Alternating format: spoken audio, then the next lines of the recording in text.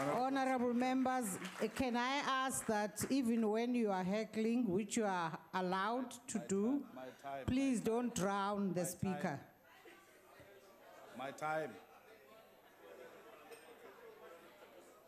Honorable Speaker, we thank you for the opportunity to speak to South Africans, Africans, and the world about the issues confronting our people. We should make it very clear that we do not want to debate the state of the nation which was presented here by an illegitimate president. We refuse to legitimize the morally and politically compromised president of the ANC. We do not recognize him due to his incapacity, lack of direction, association with criminal elements, unaccountability, and pure disregard of the Constitution and the people of South Africa. We are here to speak about a country where more than 26 million of its population live in absolute poverty and suffering. We are here to speak about a country where more than 8 million of its capable workforce cannot find jobs because the state under its current leadership cannot provide jobs. We are here to speak about the many capable children who do not have access to quality and free education because the state cannot provide free quality education for all. However, we are comforted by the militant structures like Fees Must Fall movement, Roads Must Fall movement, and the EFF Students Command because they are keeping the dream of decolonization and free education alive. We must not forget that we are in a country where black majority, more than 80% of the population, is congested and squeezed in less than 20% of the land because the rest of the land is owned and controlled by those who colonially took it from the African majority through committing black genocide. We must not forget that we are in a country where settler, colonialist, and white monopoly capitalists in control of almost all sectors of the economy. The white minority own and control every section of the economy, including the maize mill, which feeds majority of our people because the former liberation movement betrayed its founding principles. We must not forget that we are in a country where African majority continue to be slaves and suppliers of cheap labor to the white minority as cleaners, garden boys, domestic workers, car guards, petrol attendants, security guards, and rock drill operators, and everything that pays low wages. The ANC has destroyed the nursing, teaching, and police profession by paying those workers peanuts. Our people are hungry for land. Land hunger is a reality. Our people are misled to celebrate the so-called middle class and the black executive who are nothing but credit-worthy and indebted blacks who do not own and do not control anything. We are here to ask the whole of South Africa to listen to the voices of struggling masses of our people in the informal settlements like Tembeli, Twetla, Winnie Mandela Squatter Camp, Krisani Squatter Camp, Joe Slovo Squatter Camp, Deep Sloat, Alexander, Marikana, and all the dejected and neglected areas where poor black people live. Fellow South Africans, majority of our people in township live in a state of indignity and congestion. They live like pigs when they are alive and even when they are dead. The majority in eThekwini, Sebokeng, Amaskral, Soshangube, Umlazi, KwaMashu, Dantsane, and many areas are still forced to share a small piece of land when they are alive. And even in death, they are still forced to share graves where more than 2 people are buried in one grave. My brothers and sisters, let's pay solidarity to rock drilling operators, the mine workers, the metal workers, the workers of ShopRite and all the retail stores who are underpaid and some employed through labor brokers. 22 years after the so-called democracy, less than 10% of the land has been redistributed.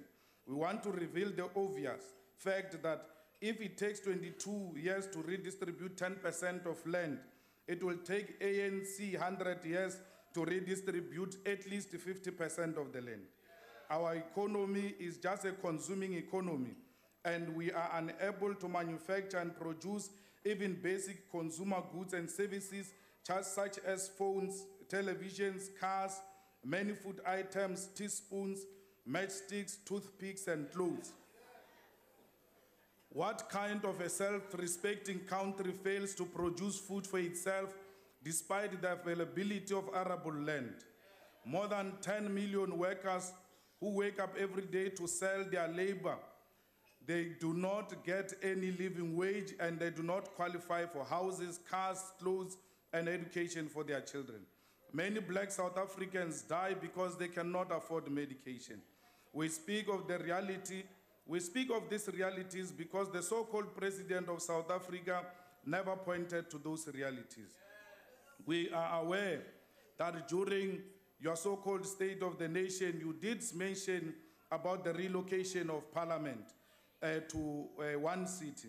We welcome that move because the fact that South Africa has separate capital and administrative cities is such a result of colonial compromises and settlement of the Anglo-Boer War.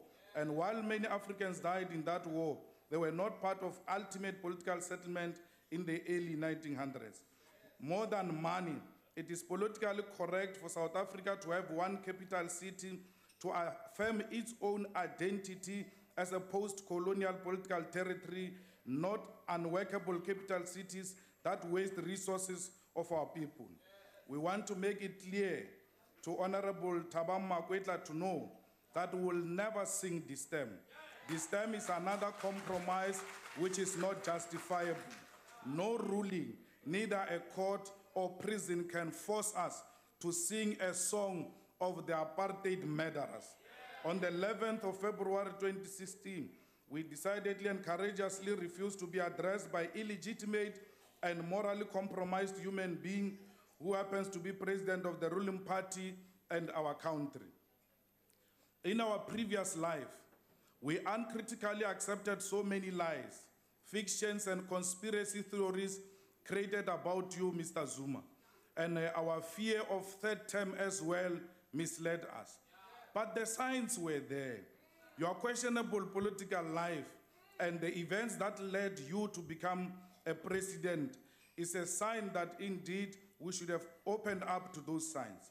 All those signs were clear that you are not capable to be a president. This is the man who knowingly had sex with an HIV-positive woman and later explained to court that shower will lessen the chances of contracting HIV.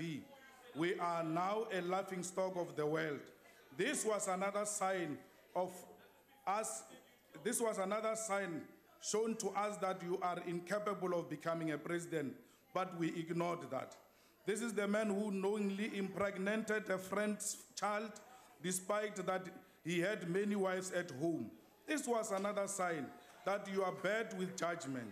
This is the man who did not take any decisive action when the Gupta family landed their plane at Waterkloof. Actually, instead of taking action, this is the same man who embraces the same family and attend all their events, despite the fact that those people compromise the security of this country. This is the same man. Wait a bit. I was going to say chess, but I remembered you are a wrong man. This is the same man who appoint ministers with close relationships with Gupta's family, and those ministers immediately start negotiating business deals for the Guptas and his son. I'm talking from experience. In my previous life, when I was a friend with Minister of Sports, he received a call from the Guptas. He was still a deputy minister of police, and they told him that he was going to be a minister of sports. And that was during the time when he still had courage. He went to the NEC of the ANC and raised this matter. He was so angry, and he even cried about it, that why are we being appointed by unelected leaders into positions of responsibility? I hope one day my former friend will find himself and continue to fight this just cause. This is the man who in December exchanged ministers of finance in South Africa, gave misleading and wrong reasons, and accelerated our country currency into a junk status, which led to loss of more than 500 billion. The crisis caused by mindless and unexplained changes in national treasury are not some elite or palace battles. It is a critical that it has got a direct impact on the lives and livelihoods of ordinary South Africans. When South Africa's currency is weak, it will become more expensive for South Africans to buy basic consumer goods and services for other parts of the world, from the other parts of the world. As we speak now, in the context of drought, South Africa has to import more than 6 million of tons of maize meal, which is stable food for more than 80% of South Africans. A weak currency will mean that everything that we import from other parts of the world will be expensive and unaffordable for many families, and all this because of one man. Our country is being relegated to a junk country because of actions and decisions of one man. This one man called a president is responsible for many ills affecting our country, and he blames all this on the global economy. There are challenges in the global economy, but Mr. Zuma is responsible for the many ills confronting our country.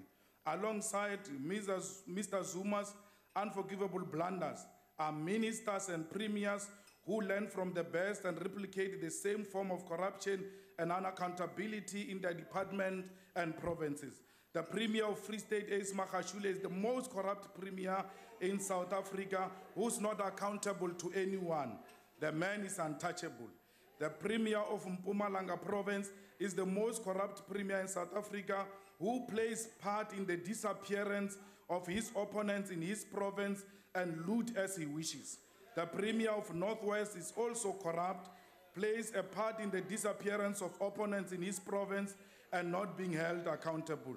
This and many others engage in these activities with the knowledge and endorsement of one man who will all are expected to treat with respect. Alongside these ills caused by him is a family who are business partners of his son and business partners of his political subjects, the Gupta family. The Gupta family influences and capture of South African state and government is not a fiction, and the reason we have provided are just a tip of an iceberg. The Guptas are party to the institutionalization of mediocrity here in South Africa, and this is shown by the mediocre media houses and other businesses that are parasitic on the state. South Africa, we stand here, bound and obliged by the constitutional and moral obligation, and call for the immediate removal of Mr. Zuma as the President of the Republic of South Africa. Mr. Zuma has caused so much damage and is in the process of causing more damage. Under his watch, a huge amount of money from the police slush fund disappeared, and that was the money meant to fight crime. Under his watch, money keeps on disappearing in the security agency. We cannot stand back and do nothing when one individual is accelerating South Africa into a further decay. The man has accepted to have breached his oath of office and the Constitution. The reality is that in no time and under Mr. Zuma's watch and supervision, we will be left with no country and no systems to hold our people accountable. We are here today to once again apologize to former President Mbeki for being part of those who removed him on the basis of lies, rumors, gossip spread by the sitting president. President Mbeki in his letter says, "I did not tell who was misleading us. We were misled by this man, the President of the Republic of South Africa." I remember I had a meeting with President Zuma after the Nicholson judgment, where President Zuma said to me he doesn't want to work with President Mbeki. Order, Honorable Malema, please take your seat. Yes, Honorable Member, on what point are you rising? No, Honourable Speaker, I will request that you ask the gallery there to stop participating in our debates. Indeed, we always repeat this on numerous occasions in the past, that we ask and appeal to our guests in the gallery to please not participate in the proceedings of the House by clapping your hands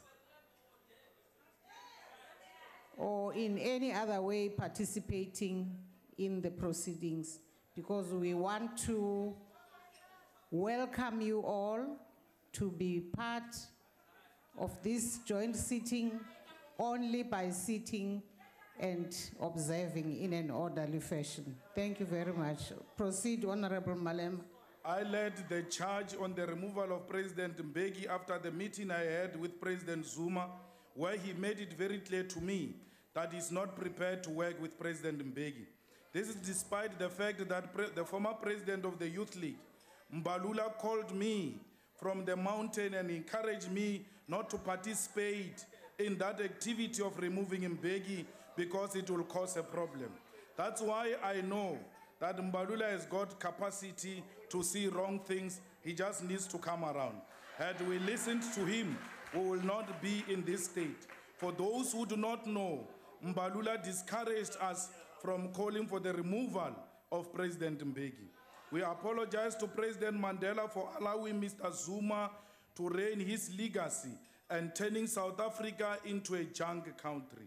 We never and will never agree with the economic policies pursued by both President Mbeki and President Mandela, but at least they knew what they stood for, unlike him, who stands for nothing, always get persuaded by the Guptas to take wrong decisions, a man who prioritizes himself and his family. If all of you doubt that, then you must refer to the presentation which was made in the Constitutional Court, where all of you were damned by the president. A man who can single-handedly destroy what used to be the movement of the people. A man who says, I will not pay. The whole movement says he must not pay. A man who says, now I will pay. The whole movement says you will now pay. Think, comrades, that you are participating in destroying the organization of Krisani, Lituli, and O.R. Tambo, organization that never believed in the politics of personality cult. You are more Zuma members than being members of the ANC. You need to discover yourself. Tell to all South Africans, our message is clear and simple. Freedom is coming. The economic freedom fighters is the last hope for jobs and service delivery. We are the last hope for massive industrial development to create millions of jobs. We are the last hope for free quality education for all. We are the last hope for quality health care, for sanitation, and for better services. We are the last hope for the war against corruption.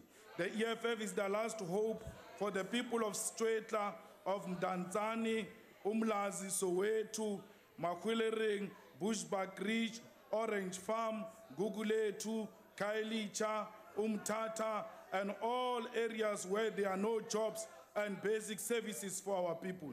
The EFF is the last hope for the workers of Toyota in KwaZulu-Natal, of all metal workers in Nelson Mandela, Buffalo City, and Tshwane. We are the hope of all mine workers in Marikana, in the entire Platinum Belt, in Kuruman, Kimberley, the trapped workers of Lily Mine, and all the areas where workers face brutal exploitation. Mr. Zupta, your legacy can be summed up into three things: Mushiniwam, Nkandla, Guptas. And I'm leaving. I can't sit here to debate what you presented here because you are not a legitimate president. Bye-bye. Honorable Malema, as you leave, I want you to know that, as you know, what you did was wrong. You should have done it in the form of a substantive motion. you did it knowingly, and it was wrong, and shall be expunged from the Hansard.